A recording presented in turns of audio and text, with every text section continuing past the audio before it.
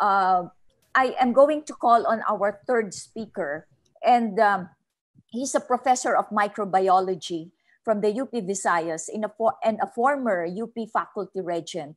He is currently chair of the Division of Biological Sciences in the College of Arts and Sciences, UP Visayas. He graduated BS cum laude from the UP Visayas, UP College of Medicine, and the Nagasaki University's Institute of Tropical Medicine with a PhD medical science in bacteriology. He was trained as a postdoc research fellow at the Pulmonary Critical Care Medicine Branch, National Heart, Lung, and Blood Institutes of Health in Bethesda, Maryland. He was former president of the Philippine Society for Microbiology Visayas chapter, member of various societies of biochem and molecular biology, and of course, a PAASE member. His researches include health systems analysis, maternal child health, infectious disease epidemiology. He has worked with various agencies, including the West Visayas mayors, with the Department of Health in Region 6, the SWD, the Sea Oil Foundation, Office of the Vice President, UNICEF, the Zwillig Family Foundation, and was awarded Outstanding Scholar ng Bayan for a while. And he's going to share with us a product of a collaborative effort. And I'd like to mention here the collaborators for this particular study that he did. The collaborators are Miss Elena Marie Albior, Mary Camille Samson, Joseph Arisbo, and Abigail Puno.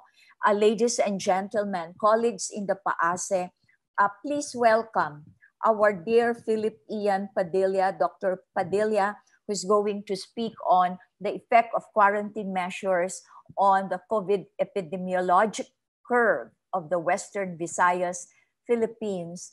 Dr. Padilla, the floor is yours. Okay, thank you very much, Ma'am Edna. Is my audio okay? Yes, you're good. Okay, thank you. This is a nice segue to the previous speaker. Good morning, Mayor Belmonte. From the point of view of the city, I'd like to take you to a journey of how Western Visayas is managing COVID-19 with the cooperation of the regional offices of the OHDILG and all the provincial governors and the mayors of the highly urbanized cities of Western Visayas. Next slide, please. So this is a result of the policy note number 4 that we have written. This is a collaboration with NGO Think Well Philippines that is also a partner of the OH6. We crunched the data and gave the data to the local governments of Western Visayas. Next slide, please. So this is just an overview. I'll show you some numbers for COVID-19, just like Mayor Belmonte did. I'll show you some epidemiologic profile, the demographic profile of the cases here in Western Visayas, testing capacity, and what we're looking forward to in terms of managing the pandemic here in the region. Next slide, please. So global situationer, there are now around 14 million, almost 15 million cases of COVID-19 globally, with registering around 607 or 500,000 deaths, according to the WHO. Next slide, please. This is distributed with 7 million, almost half from the continents of the Americas. The second one will be in Europe, and we are third in terms of number of region at around 1.5 confirmed cases of COVID-19. Next slide, please. This is the Philippine situationer. The curve has bent or a little bit flattened, but we haven't gotten to the zero level yet, and lately it has spiked because of the number of LSIs and the returning OFWs. But as of late, the curve is now again decreasing in terms of its slope. We have now 72,000 cases, 46,000 active cases, and deaths of around a little less than 2,000 cases. Next slide, please. This is the picture. This is the highlight of the talk. ECQ was mandated or was imposed on Western Visayas just before March, at the start of March. And as you can see, the number of cases has really flattened. There are very few cases, and we went into GCQ at the first week of May. Currently, we are now in the modified GCQ, which is actually the lowest form of quarantine nationally.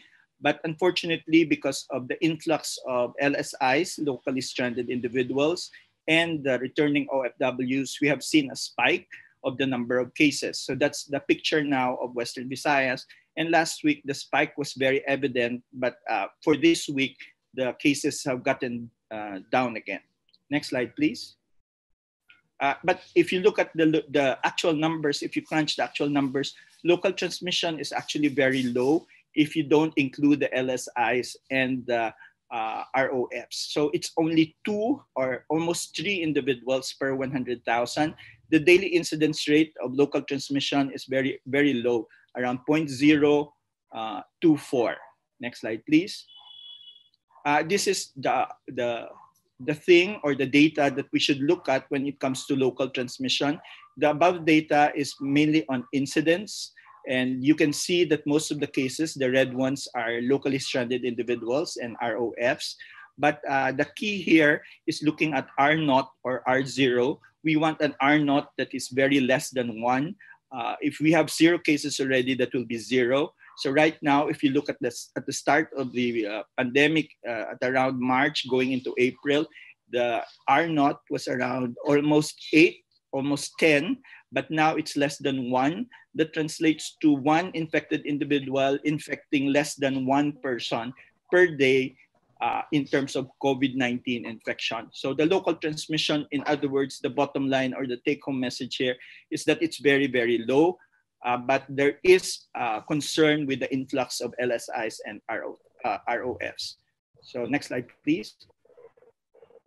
These are the hotspots of Western Visayas. Western Visayas, for those who are not familiar, is composed of Negros Occidental in the Negros Island, the island province of Guimaras, and the provinces in Panay, which are Iloilo, Antique, Aklan, and Capiz.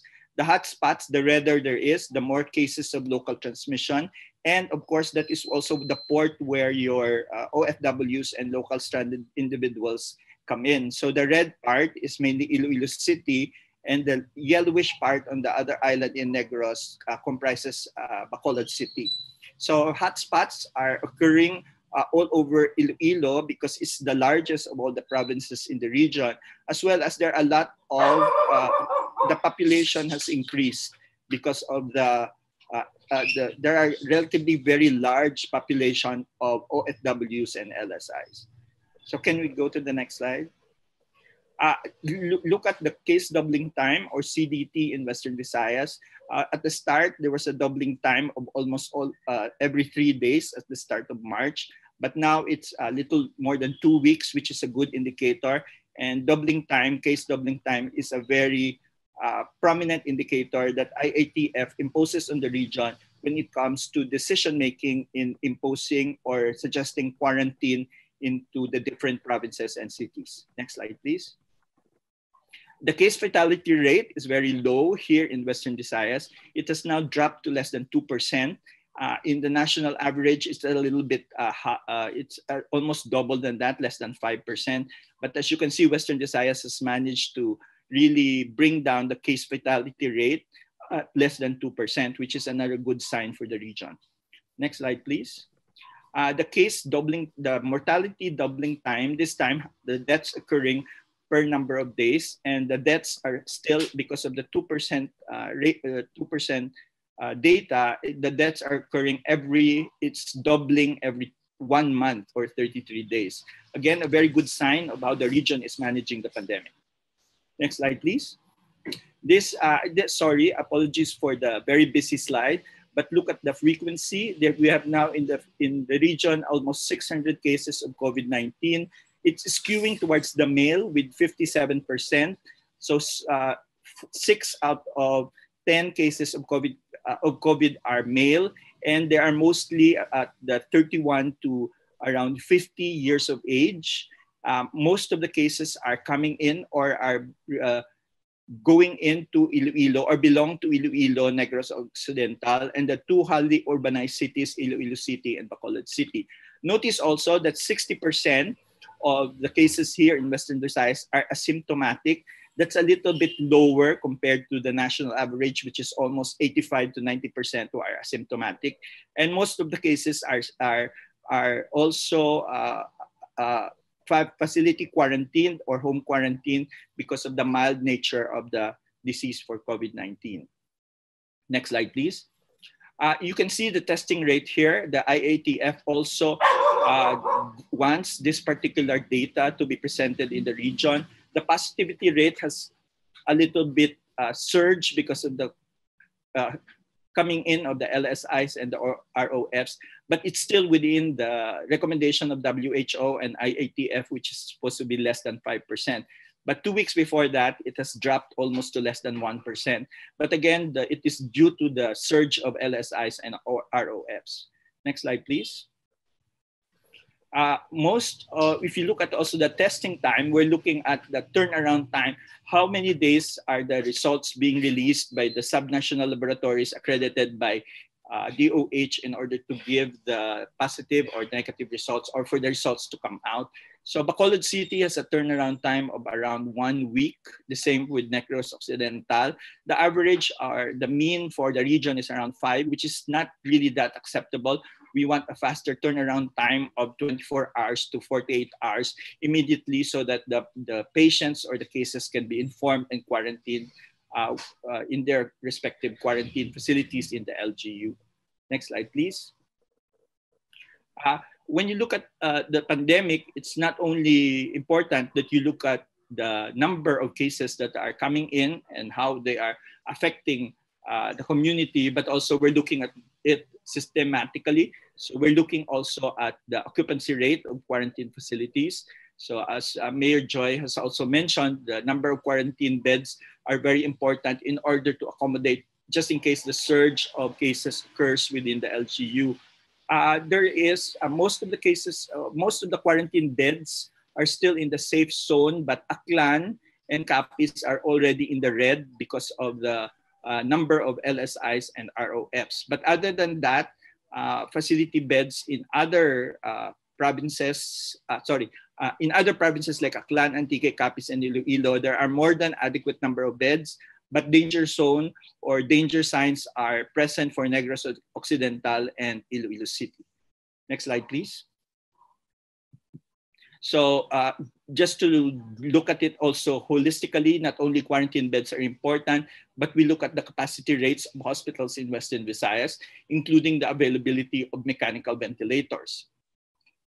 And as you can see from the slide, the green in effect says that it is the safe zone, 0 to 30% capacity.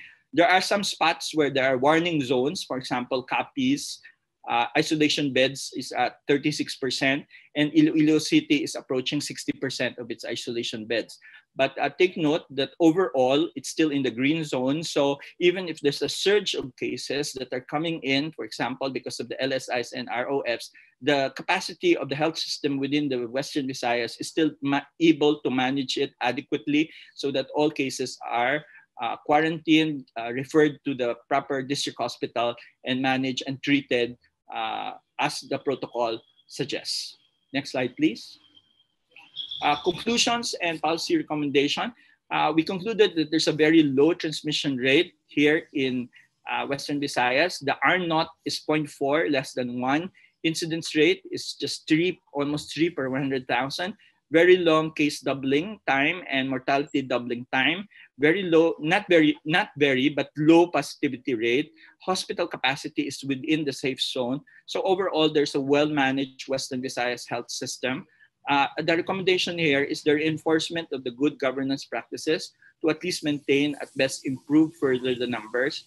We know this, as mentioned also by Mayor Joy, this is a cooperation between the LGU as well as the private sector. In this case, UP Visayas as the academic partner that is present with DOH as well as the Iloilo City government. We're trying to give them enough data, and as Mayor Joy again mentioned, data is key in managing the pandemic. So this particular data indicates that the Western Visayas seems to be managing the pandemic very well here in the region. Next slide, please. On the flip side, there's a surge of imported cases during past week, and that is a bit concerning. There's also very long turnaround times for the RT-PCR, and that needs to be corrected. And there are some provinces that where quarantine facilities are approaching the danger zone.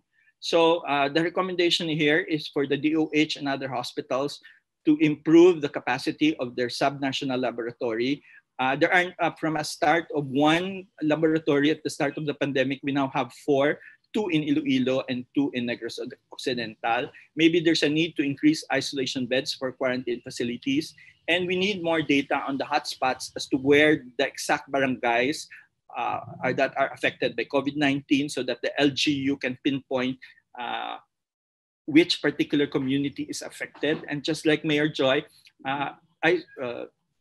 targeted quarantine imposition on sitios and barrios is warranted so that the infection will be controlled.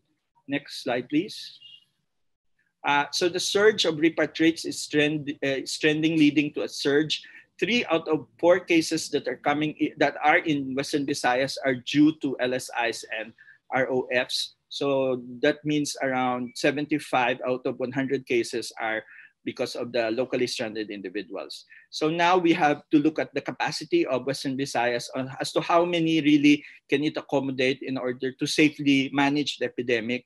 And that entails increased capacity building for the LGUs so that they are able to take care and give the necessary assistance to the locally stranded individuals who are their residents in that particular LGU. And next slide, please. So further policy recommendations based on the data, there needs to be a review of the repatriation policy of the national government so that we can further look at the capacity of the region to handle it.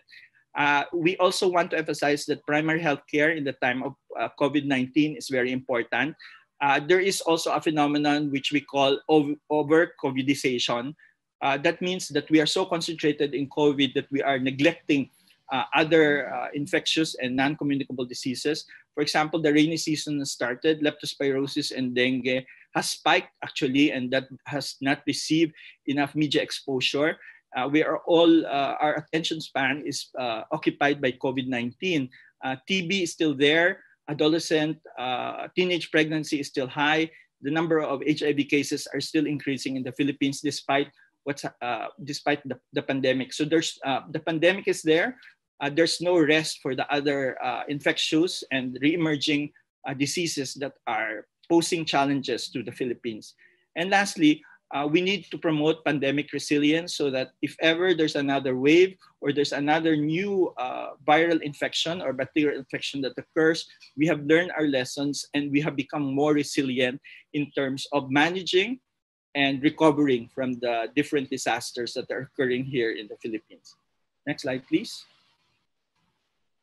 So we want to emphasize that the Western Visayas region and all the partners are still promoting, as Mayor Joy also reiterated, social distancing, strict hand washing, and wearing of masks. And these are all measures that the community should observe. And we'd like to emphasize also that partnership, interdisciplinary partnership, the whole of society approach in managing the pandemic is key in order to keep the numbers down and manage whatever cases that are occurring with the health system capacity, also coping with the surge in the number of cases entering the particular region. Next slide, please. So, Madam Ogidi Salamat, thank you very much for the invitation to speak. We'd like to thank the partner, DOH6, Think Well Philippines, my biostatistician faculty of UPV, and of course, PAASE. So thank you very much.